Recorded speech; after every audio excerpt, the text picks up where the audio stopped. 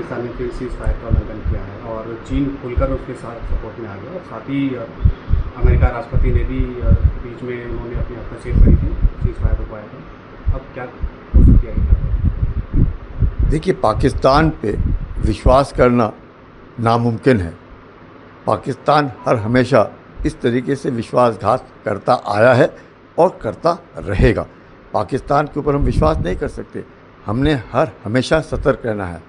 आप समझ सकते हैं कि दोनों देशों के बीच में एक स्टॉपेज ऑफ फायर, मैं ये नहीं कहूँगा seize fire, stoppage of fire का जो तकरीबन 5 बजे शुरुआत हुई, चंद एक घंटों के अंदर ही उसका उल्लंघन हो गया।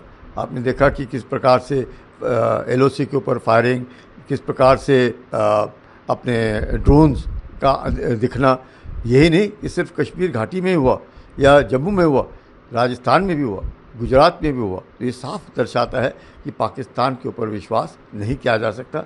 हमें सतर्क रहना होगा और पाकिस्तान के साथ सख्ताई से ही पेश आना होगा। सर, जैसे देखा जाए पाकिस्तान द्वारा बहुत ज़्यादा ड्रोन अटैक किए जा रहे हैं, तो माना जा रहा है कि चीन द्वारा ही निर्मित है और चीन से ही लिए गए, तो इसमें कैसी पाबंदी रहा? देखिए, इस लड़ाई कहें या कॉन्फ्लिक्ट कहें, इस पे एक बात तो साफ जाहिर हो गई कि पाकिस्तान तकरीबन पिछले चंद एक सालों से चीन का मिलिट्री इक्विपमेंट इस्तेमाल कर रहा है और तकरीबन 60 से 70% सामान जो पाकिस्तान के पास है वो चीन का बनाया हुआ है। तो चीन तो किसी युद्ध में गया नहीं है, चीन ने लड़ाई लड़ी नहीं है और 65 की लड़ाई में भी, 71 की लड़ाई में भी, 99 में भी पाकिस्तान अमेरिका का इक्विपमेंट इस्तेमाल करता था।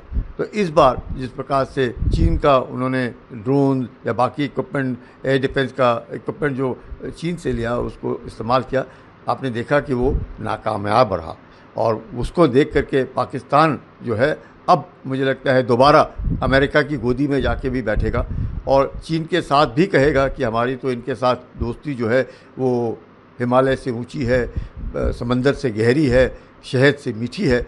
लेकिन अब पाकिस्तान दोहरी नीति अपनाएगा।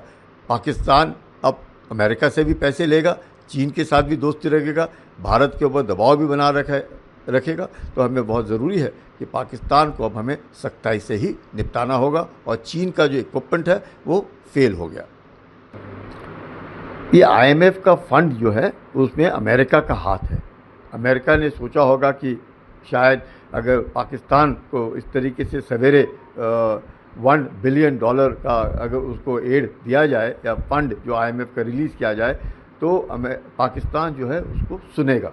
और उसने सुना 5 बजे और उसने तुरंत अमेरिका के साथ मिलकर के भारत के साथ एक संधि बनाने की कोशिश की और जो लड़ाई पिछले 3 दिनों से चल रही थी उसको समाप्त करने की कोशिश की। लेकिन अमेरिका का दबाव तो है पाकिस्तान के ऊपर। पाकिस्तान जो है वो दोनों, वो कहते हैं ना कि दोनों दोहरी नीति अपनाई जा रही है। चीन के को भी बगल में रखो, अमेरिका को भी बगल में रखो और अपना उल्लू सीधा करो। तो आतंक फैलाने में पाकिस्तान माहिर है और आगे भी आतंक से हमें बच के रहना होगा।